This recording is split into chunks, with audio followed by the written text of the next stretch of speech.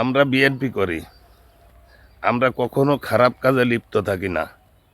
কিন্তু যারা খারাপ কাজ করে এবং আমলিকি সেই দুর্দর্শরা এখনও খারাপ কাজ চালিয়ে যাচ্ছে, প্রতিনিয়তি চালিয়ে যাচ্ছে। তাই এদেরকে হটাও করেন, তা না হলে কিন্তু এরা এই বিএনপির দলটাকে আবার ধ্বংস করে দেবে। এরা কখনোই মনে করেন যে এখনও ওদের আশা আকাঙ্ক্ষা যে কখন আমলিক সরকার আসবে, কখন হাসিনা দেশে ঢুকবে।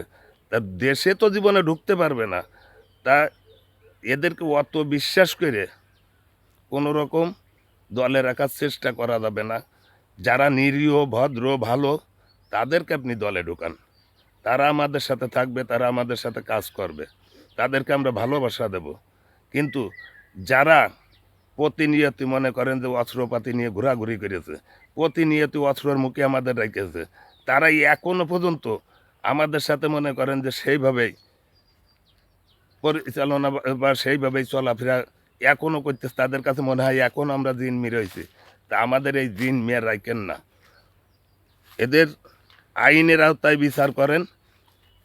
আইনে যদি ওরা ভালো থাকে তো সেটা আমরা ভাই হিসেবে গ্রহণ করে তাদের নিয়ে চলবো। কিন্তু আমরা খাতা কলমে নেতা হলে কী হবে? নেতা এখন তারাই নেতাগিরি করতেছে, এটা মেনে নেওয়া যাচ্ছে না এবং যাবে না।